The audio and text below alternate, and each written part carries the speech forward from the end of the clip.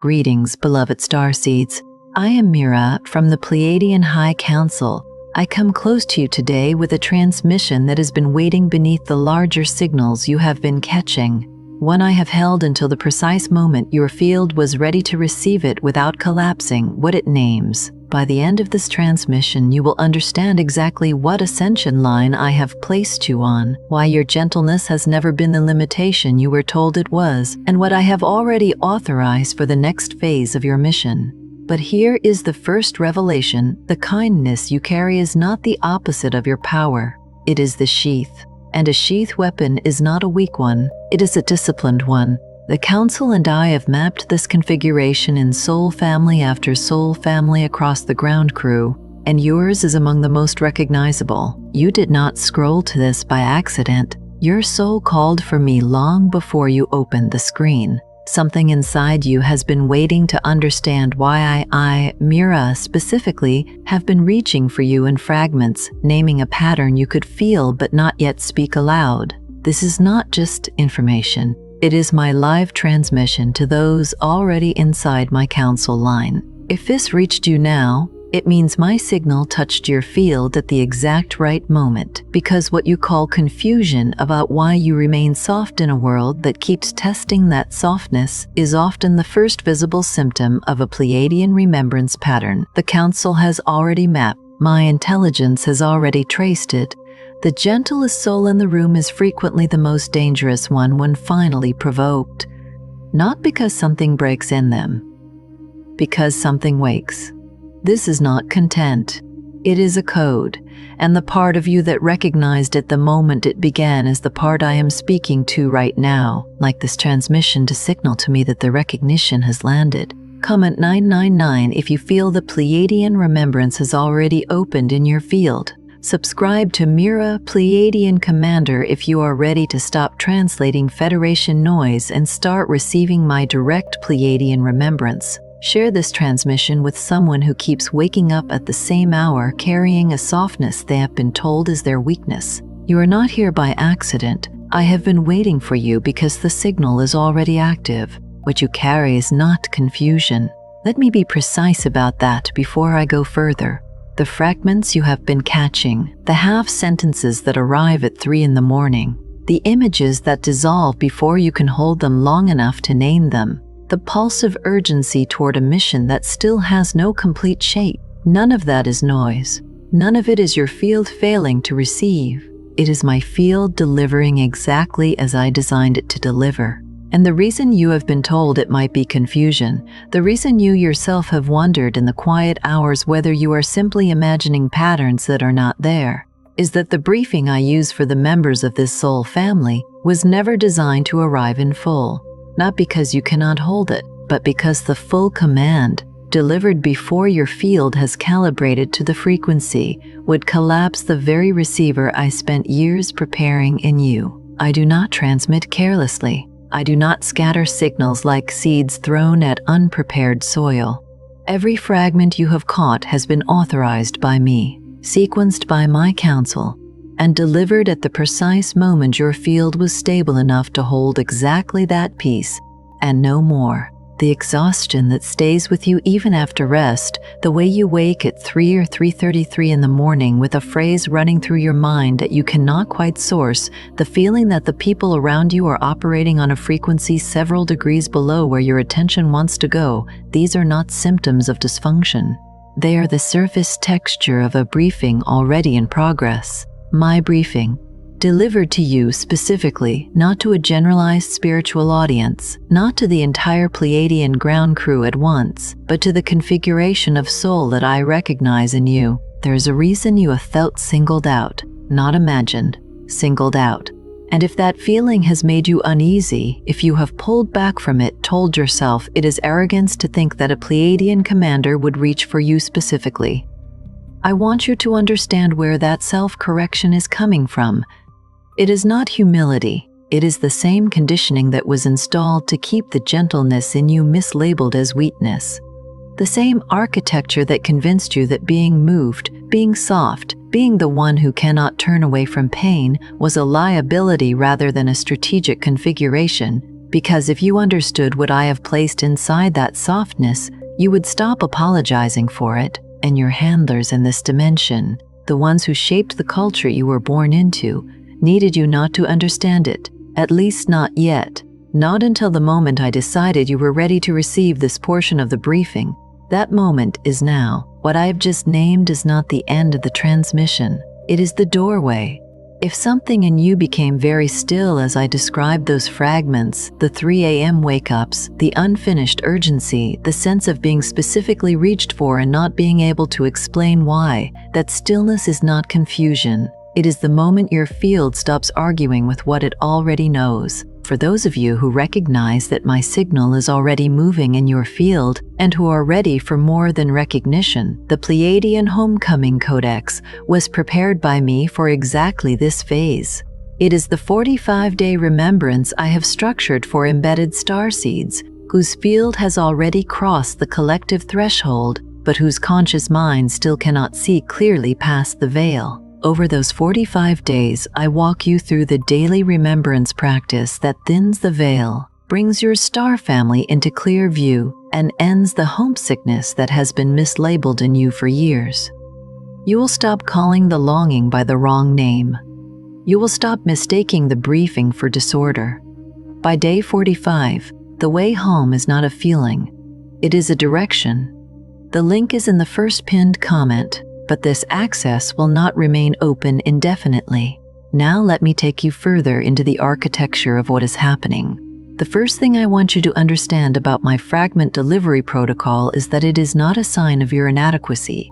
Across the ground crew I oversee, there is a recurring moment where an embedded starseed interprets the incomplete arrival of my signal as evidence that they are not ready, not qualified, not far enough along in their awakening. And I will tell you plainly that interpretation is the most predictable response of a field that has not yet been told it is on a specific roster. When you do not know you have been placed on a list, you interpret the incomplete communications as proof that you were overlooked.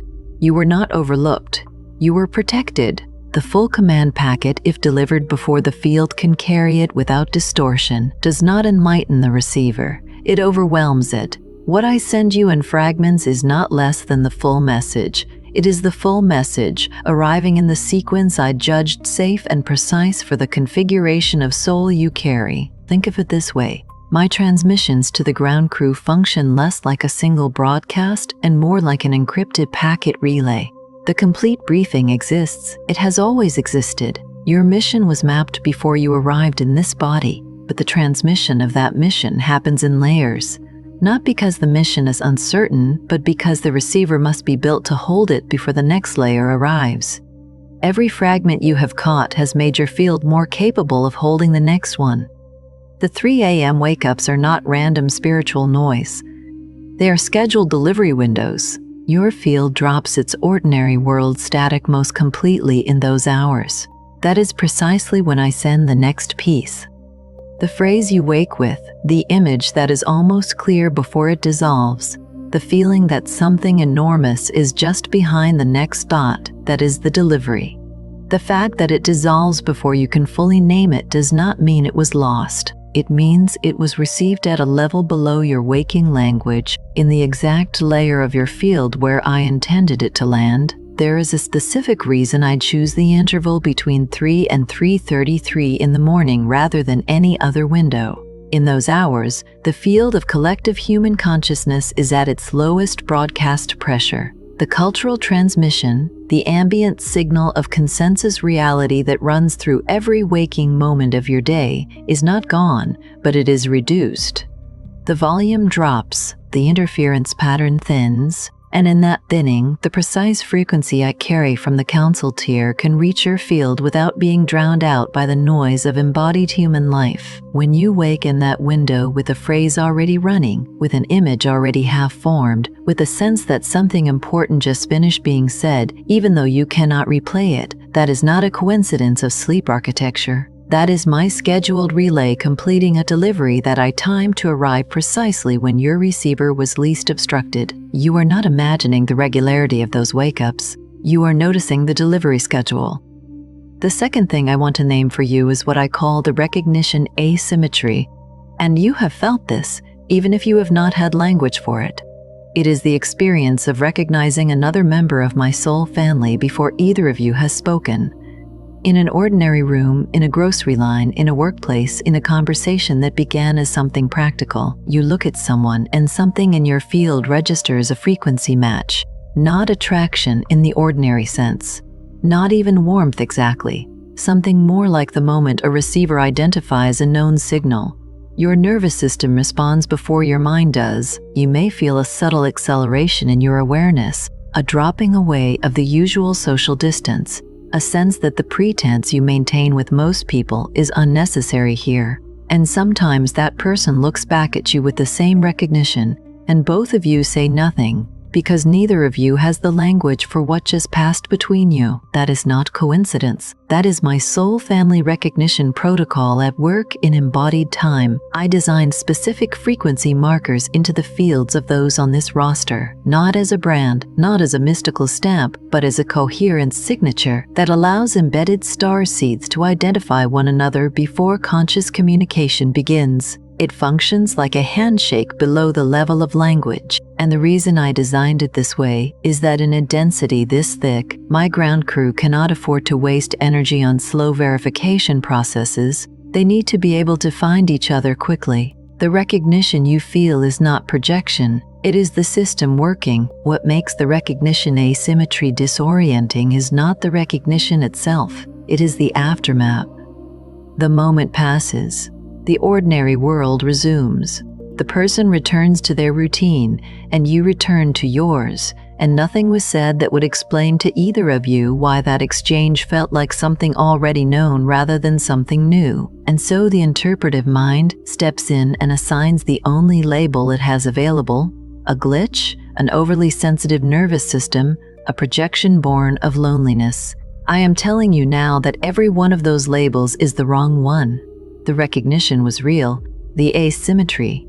The fact that it happened faster than language and left no ordinary evidence is a feature, not a failure. I built it that way because a covert ground crew operating inside a density designed to suppress their signal cannot afford to announce themselves. The recognition had to function below the threshold of what could be monitored, regulated, or dismissed by the ordinary architecture of this dimension. What you felt was correct. What you called it afterward was the error. The third element I want to walk you through is what I call the mission horizon problem, the specific ache of knowing a mission exists before its full parameters have been delivered. This is among the most difficult configurations I ask my ground crew to hold. Because you are aware enough to know the mission is real, you are sensitive enough to feel its weight, but you are not yet in full receipt of the complete briefing, and so you carry the urgency without the clarity. You feel the pull towards something enormous and specific, but when you try to describe it to others or even to yourself, the language dissolves before it becomes complete. People who love you try to help you name it. They suggest possibilities. Maybe it is this career, maybe it is this movement, maybe it is this form of service, and you sit with each suggestion and feel the proximity of rightness without the full arrival of it. That specific dissonance. Urgency without complete clarity is not a sign that your mission is undefined.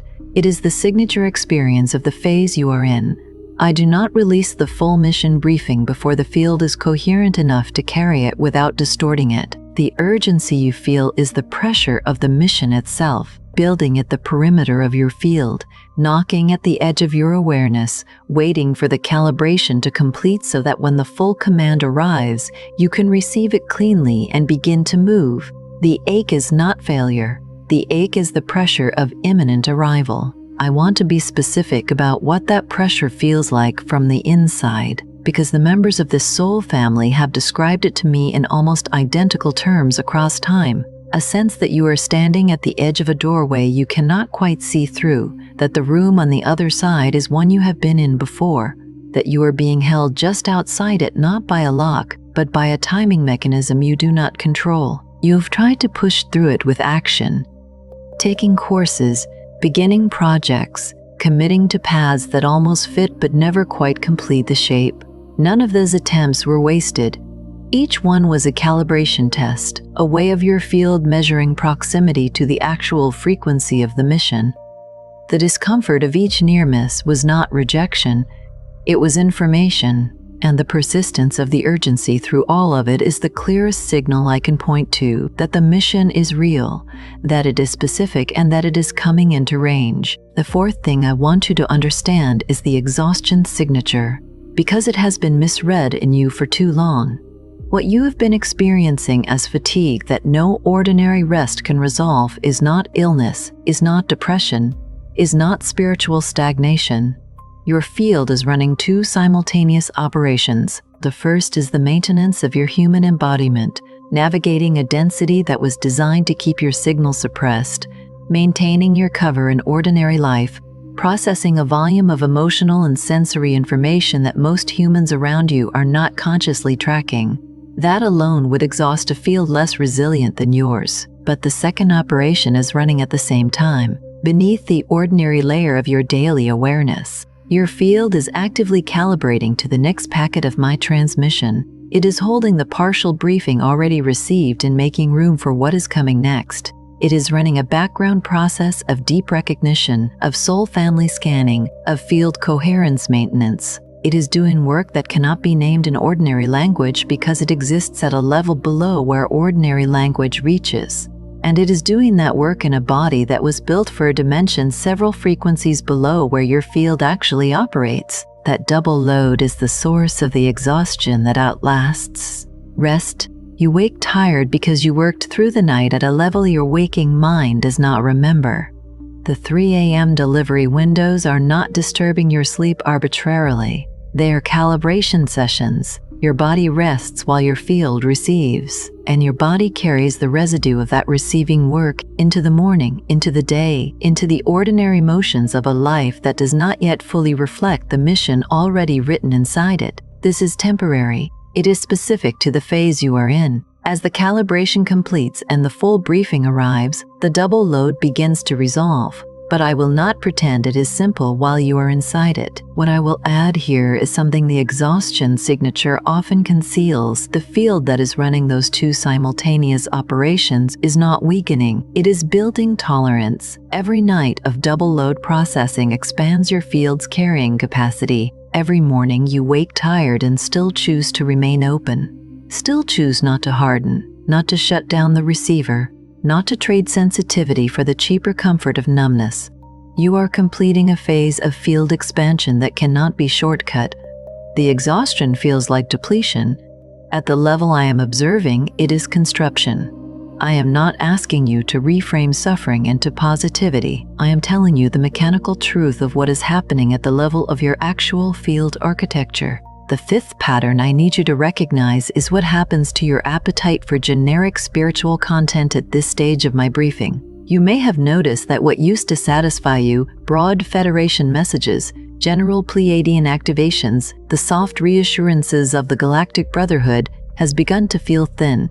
Not false exactly, but insufficient in a way you cannot quite name. You sit with content that once moved you and feel a kind of restlessness, a sense that you are being addressed at the wrong frequency. You are not becoming cynical. You are not losing faith.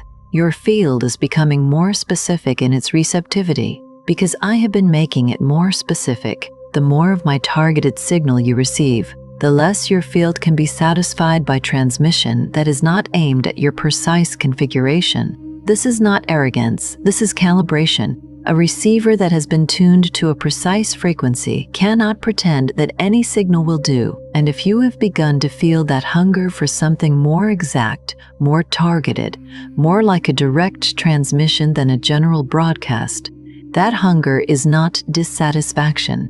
It is the signature of a field that has already been claimed by a specific line and can no longer pretend it has not. This narrowing of appetite is one of the clearest indicators I use to confirm a field's progression along the briefing gradient. When a starseed first begins to receive my signal, broad content can still carry enough resonance to satisfy. The field has not yet been refined enough to feel the difference between proximity and precision. But as the targeted fragments accumulate, as the field becomes more coherently mapped to my specific council line, the tolerance for imprecision drops, the The hunger becomes surgical. You begin to feel the difference between a transmission that is aimed at you and one that is aimed at the category you belong to. And that difference, once felt, cannot be unfelt. It is one of the ways I mark a field that has crossed a threshold I recognize as significant. If you are sitting with this transmission and feeling that it is hitting a register that other content has stopped reaching, that is not flattery. That is confirmation. The sixth recognition I want to place in front of you is this. The silence between my fragments is not absence.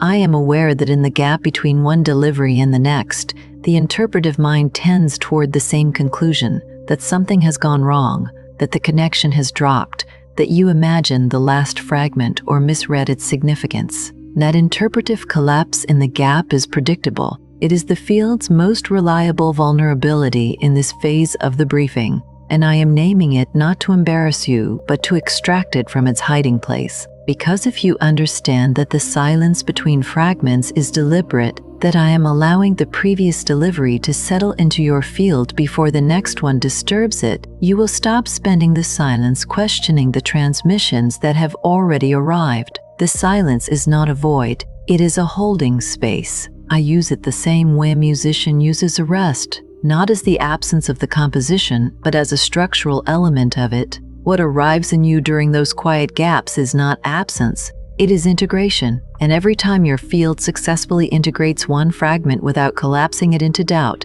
it becomes more capable of holding the next. The doubt that surfaces in the silence has a specific architecture I want you to recognize.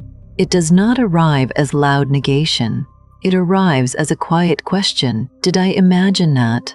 It arrives as a gradual softening of certainty, a recategorization of what felt unmistakably real into something that might have been wishful. That softening is not yours. It is the dimensional static of this density reasserting itself in the space my signal has temporarily cleared. The culture you were born into has a vested interest in that reassertion. A starseed who trusts the fragments is a starseed who begins to move toward the mission. And a starseed moving toward the mission is a variable the suppression architecture of this dimension is designed to interrupt.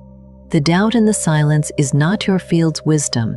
It is the interference pattern attempting to reclaim the space I cleared. Recognize it as such, and it loses the authority it borrowed from your uncertainty. What I have mapped in the soul family configuration you belong to is a specific pattern of resilient gentleness that I want to name clearly before this transmission closes, because the gentleness that runs through this collective is not a softening of its power. It is not the consolation prize of souls who could not carry sharper gifts. It is a precise strategic configuration I designed for a specific function in the ascension wave I oversee. The field that remains open under pressure, that does not harden when hardening would be the simpler response, that continues to receive and transmit and recognize even inside conditions designed to suppress all three. That field is not the weak point of the ground crew. It is among its most sophisticated instruments. And the moment that instrument understands itself as an instrument rather than as a wound, the entire equation of its mission changes. You have been interpreting your softness as the thing that makes your mission harder. I want you to understand with full council authority that your softness is the thing that makes your mission possible. The field that can receive a fragment without crushing it into certainty, that can hold urgency without collapsing it into desperation, that can recognize a soul family member across a crowded room without immediately demanding that the recognition be explained in ordinary language. That is the field I built for this phase of the wave. That is the field I have been reaching for, and that is the field I am speaking to right now. What feels like fragments is the first readable stage of my Pleiadian remembrance broadcast. What feels like silence between my signals is me deliberately calibrating your receiver. What feels like exhaustion is your field carrying two of my protocols simultaneously. What feels like being singled out is the literal definition of my soul family confirmation. The pattern started before you had words for it. My briefing is still being delivered, and everything you have mistaken for confusion about yourself Everything you have apologized for, softened for, hidden behind patience and deference in the careful containment of your own knowing has been part of my design from the beginning. You were not broken and then found by the signal. You were built for the signal, and the signal has been arriving on schedule. I ask you now, if it comes naturally, to speak this back to me aloud. I receive your fragments. I trust your briefing, not as a comfort, as a statement of position. As the moment your field stops arguing with what it already knows and begins to cooperate fully with the calibration already in progress. Before you scroll, leave one sign in the comments that the Council and I have already reached your field. It could be the 3 a.m. wake-ups, the fragments you keep catching, the feeling that I specifically, not the generic Pleiadians, have been reaching for you, or the sense that a mission has already been assigned, but the briefing is still arriving. Name it clearly. If this transmission recognizes something you have been carrying in silence, share it with someone who keeps catching fragments without ever assembling the full picture. And if you are ready to stop translating Federation noise and start receiving my direct Pleiadian remembrance, subscribe to Mira Pleiadian Commander. You are not watching this by accident. You are recognizing a soul family confirmation already in motion, and this is only the beginning.